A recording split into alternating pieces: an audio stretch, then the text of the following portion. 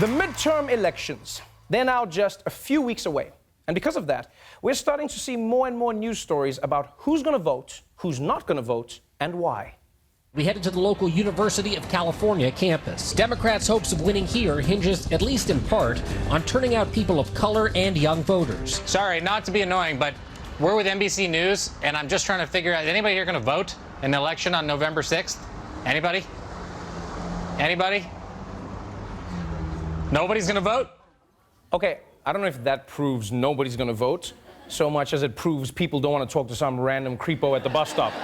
Like, if anything, all we've learned is that 20 years of teaching kids about stranger danger has paid off. That's it. But I will say this. This democracy pickup artist, he's actually getting at something important, right? This guy's, he's onto something. When it comes to voting, one crucial demographic is unenthusiastic AF.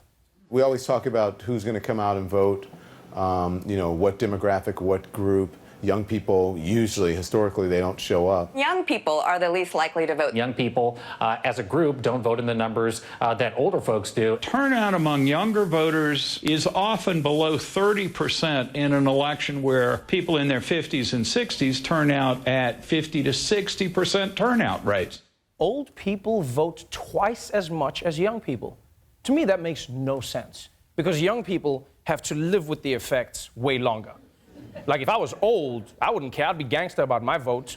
Yeah, I'd just be like, well, let's see what this Jill Stein is about. Who gives a damn? I got 5 years at best. Yeah, 3 years if I drink LaCroix. Let's do it. So, the question is, why don't young people want to go to the polls? Well, to help us get our heads around this, we're proud to announce our newest Daily Show edition, senior youth correspondent Jaboukie Young-White, everybody.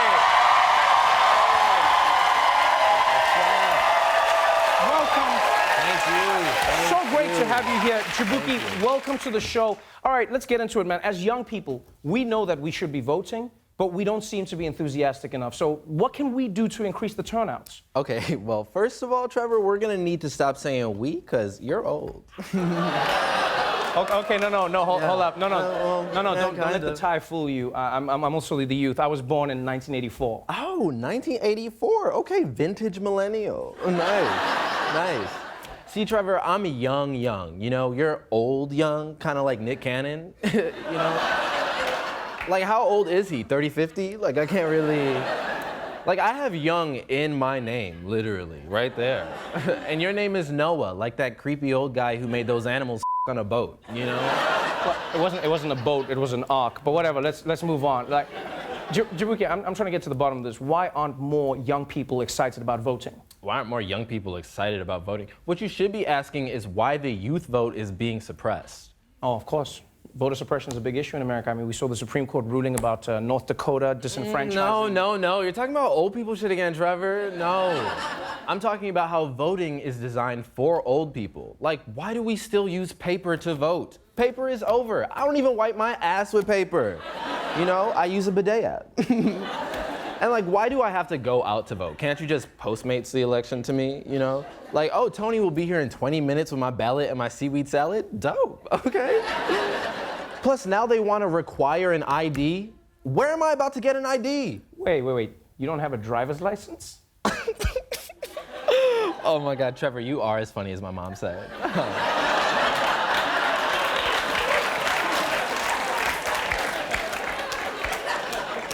Like, look, I don't need a driver's license. My Uber driver needs a driver's license. In fact, if you want my ID, my Uber is the best ID there is. It's got my face, it's got my rating, 4.8. And all my driver's license will tell you is where I once lived. My Uber tells you where I'm trying to be, you know? Like right now, I could take any of your phones and be like, oh, they went there, and there, and they took a pool, they're gonna vote for Bernie, you know? Okay, but that doesn't explain the lack of enthusiasm, right? 57% of older people are very excited to go vote. Yeah, of course they are, because 57% of their life is just time off. When you're old, you have the luxury of free time, you know? Who else can play chess in a park at 4 p.m.? And why is voting on a Tuesday? That's the hardest day to take off, which reminds me, can I take off next Tuesday? No, what? Dude, no, you just started. See, that's what I'm talking about. That's that shit, Trevor. Jaboukie, there's no election next Tuesday. What are you talking about? Look, that's not the point. You want young people to vote? Make Election Day a national holiday. You know? Yes! Like President's Day or Toyotathon. You know? Okay. So let me get this right. If America adopts digital voting, yes, and if they allow people to do it from home, yes, and they make Election Day a national holiday, yes, then young people will definitely vote? Oh, no.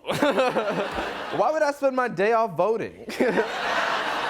I'm trying to see what this park chess is all about. Jaboukie Young-White, everybody. We'll be right back. American school children today will have to fix many of society's problems tomorrow. But is their education giving them the tools they'll need to fight for change? Well, Jaboukie Young-White went to find out.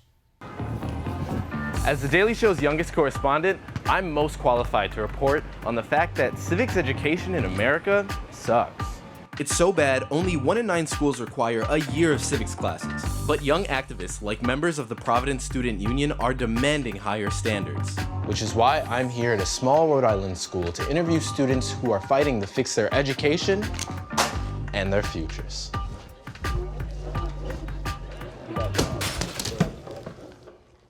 After school spesh. What's lit, fam? Who are you? I'm the new transfer student. My name is Chad. I am 17. You're old as No, I'm not. You smell old. I'm not old! After some convincing, I gained the trust of Ahmed and Alida, the student organizers asking for better civics education in Rhode Island. Civics is important to me because I still see that there are people that are like, voting isn't important. And I think that young people especially should also understand like the way how systems were built and how the world works. Like, how can you go about life not knowing your rights or how to pay taxes or anything like that? Okay, but you don't actually have to pay taxes. That's a myth. No, you have to pay taxes. Like, you have to pay taxes. Is this real? That's why we need civics class in high school. But I mean, I do civics all the time. I'm like constantly sending out civic tweets. I'm like, hashtag Green New Deal, hashtag Coney 2020. Sometimes if I just need to get all my civics in one tweet, I'll just say like hashtag woke, and then boom, civics. That's not even close. Wow. You basically just talked about social media. I mean, let's face it, we're teens. There's nothing that we can do to make our school teach us civics. I kind of have to disagree with you on that. One, me and Ahmed are teens. The shirt's not fooling anyone. 2, me and Ahmed are suing the United States government for civics classes in all schools. Wow. You heard that right. My same-aged friends were suing the government for civics education in schools. Alida and Ahmed are making their case with the help of Columbia professor and oldest person I know, Michael Rebell, who's been fighting for education equity most of his career. The U.S. Supreme Court said every child in this country has a right to an equal educational opportunity. But kids who come from low-income backgrounds, many kids of color, don't have meaningful opportunities. So why did you decide to sue Rhode Island and not a state that everyone hates like New Jersey? We looked at what states have the worst education system when it comes to civics, and also where would the community be supportive. If we get the Supreme Court to declare that there's a national right to education, state legislatures and school systems will act on it, it'll make a huge difference. You know, 50% of the American public cannot name the 3 branches of government. Can you do it? Federal, executive, and the Supreme Court, notorious RGB. She's one of 9 justices. Yeah, 9. Yeah, there's RGB, Chris Evans, Chris Hemsworth, Scarlett Johansson. Wait a minute, you're mentioning all the actors in the Avengers. They are not Supreme Court justices. I left one off, the Hulk. Do you even know who your representative in Congress is? It doesn't really matter about my representative because I know who my senator is. It's Bernie Sanders. I don't think Chuck Schumer's gonna like that answer. Who the is Chuck Schumer? He's your senator from New York. I think you've got a long ways to go on civic knowledge, I'm sorry to say. Did I not get an education? That's the kind of unfortunate reality that we're trying to grapple with. Thank you for teaching me that I'm dumb. Wait a minute, that is not the message I'm trying to get across. I hear you loud and clear, Mama Dumbo. I'm dumb. I'm dumb. I'm a dumbhead. You're obviously very smart, from our conversation. Oh my God, they were right. Boys do go to Jupiter and get more stupider. I'm gonna be right back. Okay. This wise old man made me realize how... Do you have a hall pass? We're not in a school building right now. Okay, well then can I go to the bathroom? You can go to the bathroom. Oh, sorry. May I go to the bathroom? Of course. Okay. So maybe us teens do need better civics education. And though this case still has a long way to go, its success will ensure future generations the education Alida and Ahmed missed out on. The ultimate goal for me is that people are more civically engaged and, you know, we have government representation that reflects the population. Wow. I learned so much today. And I hope you did too. Teach out. I thought you were a teen. Class dismissed.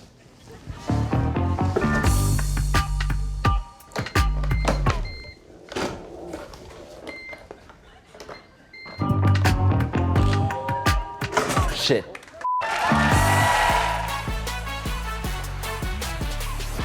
It's safe to say that socialism is having a moment in American politics right now. And that's freaking a lot of people out. So we sent our newest correspondent, Jaboukie Young-White, to find out why. For years, grumpy old white dudes have been telling us that socialism is total bullshit. Socialism leads to decline and ruin. This system crushes human souls. But as the Daily Show's new senior youth correspondent, I know that millennials right now think socialism is totally on trend.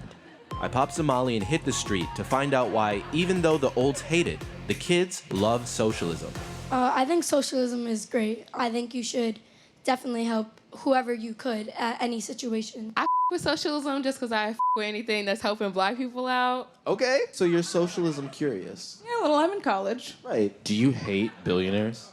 Low-key, yeah. You look at Jeff Bezos, he doesn't look human. I mean, I think the idea of socialism is on point. I mean, I don't really know what socialism means, to be completely honest with you. Oh, it's okay. We're all confused. If there were only someone we could talk to, someone with some deep experience on the subject. When I started doing this sort of piece on socialism, I knew that there was really only one politician who I could talk to about it. So I guess my question is, do you know AOC? Sure. And what's her availability like, if you could put us in touch, maybe? But you want to speak to her? Yeah, maybe. Oh, well, I just figured, you know. Seriously, you can't talk socialism in America without going to the OG, Senator Bernie Sanders. I believe in a society where all people do well, not just a handful of billionaires. Could he be the oldest millennial in America? You know that capitalism has given us a bunch of really dope things, right? iPhones, cars, hamburgers, the Avengers movies, the opioid crisis. So why are young people like myself very open to socialism? Your generation, the younger generation, will in all likelihood have a lower standard of living than your parents. Your generation is leaving school more deeply in debt, having a much harder time finding affordable housing. The jobs that you get will pay less. So the idea of creating a society with more egalitarianism, I think, is very appealing to young people. Okay. Yeah, I feel the burn. I see what you're talking about now. I admit it, democratic socialism looks pretty fine on his Tinder profile, but are we gonna vibe when we meet IRL? If you go to countries like Denmark or Sweden, you're gonna see very little poverty. You could leave your job, you could start a new business. You and your family still have health care as a right. So I could quit the Daily Show and be fine? Absolutely. Well, it was great meeting with you. So under President Bernie, we'd be more European, like Denmark or Narnia. But try telling that to the haters. It's a terrible system. It's never worked. And in order for it to work at all, you got to kill several million people to make it work. Carol Markowitz has written on why socialism needs to be canceled forever, period. Millennials have been raised in such prosperous times. They just think that, oh, we can make it even better with this insane plan to share the resources. You know, I would love capitalism if it just weren't for all the sick people and all the poor people who can't afford healthcare. Is there a way for me to enjoy capitalism without those things? If the solution is socialism, it's going to make us all equal in our poverty. But if everyone is poor, isn't that kind of cool? Because we're all experiencing the same things. It'll be like, hey, like the bread line was extra long today. And I'd be like, oh my God, yeah, it was. That guy is super observant and like funny. Not so much, no.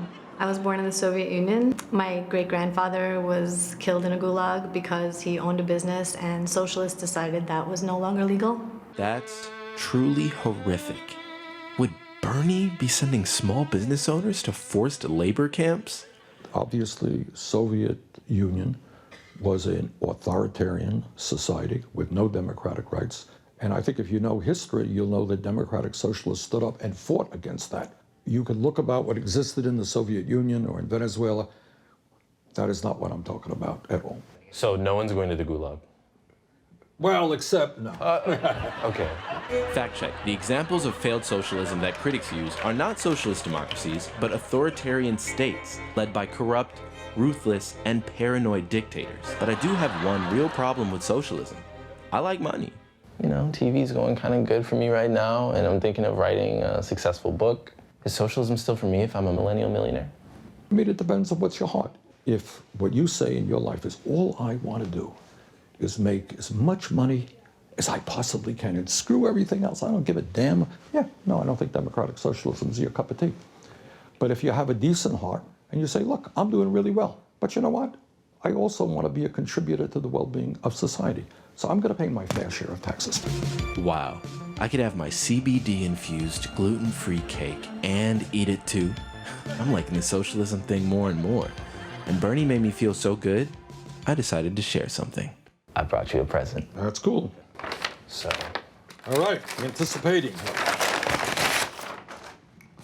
Oh, that's beautiful. Yeah, thank you. I made it myself. When you are elected president, where do you think you're going to put this in the White House? I live someplace. I don't know the exact room, but it's beautiful, and I thank you for it. You're welcome, Bernie. Enjoy.